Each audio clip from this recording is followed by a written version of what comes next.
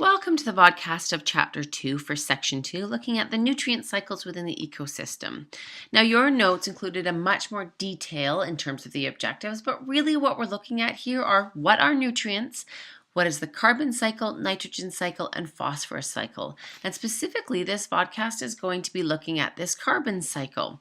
And the vocab specific to this podcast, we'll be looking at cellular respiration, we'll be looking at nutrients, photosynthesis, as well as sedimentation. Now, when we're talking about the Earth's biosphere, it's difficult to think of it in this manner, but we really are looking at a closed system because those nutrients do cycle and are recycled within these boundaries. We really do need to consider it as a closed system. Now, these nutrients that we're looking at that are important for life that do get recycled through our system, there are 5 of them that are important for the building of life. Carbon, hydrogen, oxygen, nitrogen, and phosphorus. So the cycles, again, that we're going to be looking at are the carbon, the nitrogen, and the phosphorus. Now, one way to remember these requirements for life is by this acronym here, CHOMP, or we can look at it as PCHON as well. That's just a reminder to help you remember these nutrients required for life. Now, these nutrients do move through the biosphere in terms of cycles. Again, we're going to be looking at only those three in particular, carbon, nitrogen, and phosphorus, and the places in which they're stored. So these nutrients often in our biosphere build up in what we call stores. Now, these can be short-term stores or long-term stores, and we are going to differentiate those. So some examples of stores are the atmosphere, oceans, and land. Now, human activity can have an effect on these nutrient cycles. Now, without interference, generally our nutrient cycles would have a natural balance. They would be a balanced amount that is flowing into the system in a store, balanced with the amount that is flowing out of a store. However, humans can upset this balance by increasing those levels of nutrients faster than the stores can actually absorb them. And so humans are producing this imbalance within the nutrient cycles. Here are some of the activities that we do that leads to this imbalance. The first picture here looking at land clearing, agriculture, urban expansion, motorized transportation, industry, and lastly, mining. So for the remainder of this podcast, we're going to focus on the carbon cycle. And so we're looking at carbon because all living things are made up of carbon. Carbon is one of those essential nutrients is needed to sustain life. For example, photosynthesis is the process in which carbon dioxide is taken from the atmosphere by plants and converted into oxygen. Now, we're going to look at that one a little bit later. But first, we want to look at carbon stores, or also known as carbon sinks. And they're divided up into 2 different types of stores. We have short-term stores and long-term stores. And so while we're going through these stores and the rest of these notes, I want you to have your data table open and be looking at this diagram that's given in your Science 10 data booklet. I want you to find each item that we're talking about as we go through the carbon cycle so that you become very familiar with this diagram, because a lot of the questions on tests, quizzes, and the provincial exam are actually found right here within this diagram as long as you know how to read this diagram.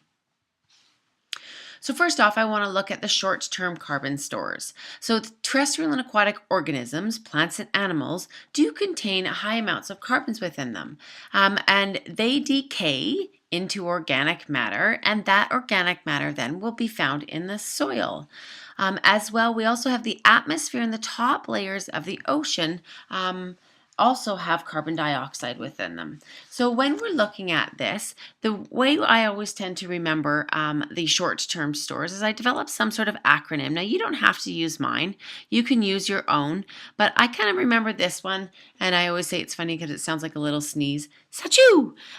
Is that we're looking at soil as a short-term store, atmosphere, TO stands for top ocean, so the top layers of the ocean, and this O stands for organisms, both plant and animal organisms. So these are the acronym I use to remember the short-term stores. Now, the long-term carbon stores that we find, there are 3 of them. First off, in the deep ocean, we find dissolved carbon dioxide. So this dissolved carbon dioxide eventually sinks to the floor and remain there for a really long period of time, about 500 years, and eventually the bacteria will use this dissolved carbon dioxide and release it or recycle it again. Also, we find on land, we find coal, oil, and natural gas deposits, which collectively is a group we call fossil fuels, which are formed from dead plants and animals that have settled onto the ground, and under great pressure and heat, they form these fossil fuels. And so we use these fossil fuels here we try to extract the coal and the oil or natural gas in order to use them. And the last one is the marine sediments or sedimentary rock. Now, these are formed through a process called sedimentation, in which there's little bits of earth that have been eroded away and deposited on the ocean floor where they're compacted into that rock. This is by and large our largest long-term carbon store that we find. Now, we also have this same sort of sediment that exists in the marine environment. So these are where layers of shells, and these shells contain calcium carbonate. And so they will settle and deposit onto the ocean floor. And over time, this carbonate is changed into limestone. Okay, and just like with the short-term carbon stores, I would suggest that you develop an acronym or a sentence to represent this acronym so that you can remember what are your long-term carbon stores. So mine I've developed is DOFS. This stands for Deep Ocean, Fossil Fuels, and then sediment. And so those are your 3 long-term carbon stores. Now what I would suggest is you pause the video here and you go back to your carbon cycle picture in your data booklet and identify your short-term carbon stores and your long-term carbon stores. So maybe highlight or circle the short-term carbon stores in one color and then circle the long-term carbon stores in another color. So go ahead and pause the podcast now and respond to that question. So as you can see here, I've identified the short-term carbon stores in red, and I'm looking at these smaller numbers, and I looked for the SATU. So I followed through with the soil, the atmosphere, the top layers of the ocean, and then as well as the organisms that I see. Here's a terrestrial vegetation, and here's marine life. And then I've circled down here in blue. These are my long-term carbon stores. So I'm looking at fossil fuels, sediments, and deep ocean. They have higher numbers in these square boxes than these other ones do over here. So I know these are long-term stores, while I'm looking at the other ones being short-term that are circled in red. Okay, next we want to look at this carbon cycling on how carbon is actually cycled through the system. So there are 6 different processes: photosynthesis, cellular respiration, decomposition, ocean processes, volcanic eruptions, and forest fires. So again, a big list here, but the way that I would remember this, again, here's a weird sentence for me to remember it, is creepy pink dogs visit our farm.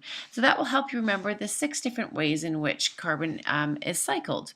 So the first one let's take a look at and break down a little bit is looking at photosynthesis. So this is a conversion of solar energy, which just means the sunlight, into a chemical energy, and it's performed by plants, algae, and cyanobacteria.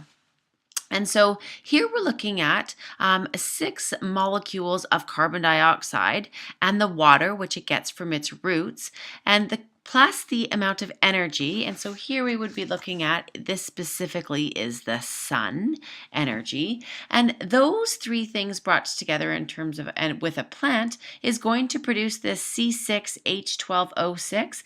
Now that is just the chemical formula for a glucose, and glucose is just the basic component of a carbohydrate. And so we're looking at producing carbohydrates here. And so also as a byproduct is oxygen. Now a good diagram that shows you this process is taking in this sunlight here, and here is the chemical that actually traps that light. It's called chlorophyll, and it's only found in plants, algae, and cyanobacteria, and they produce oxygen, and there's that sugar that's converted into a storage form for the plants to use as food. And so, on a side note, because those carbohydrates have been produced by those plants, that if we consume those plants, we get to use that take up that carbon and that glucose as energy for ourselves. And this brings us to our next point.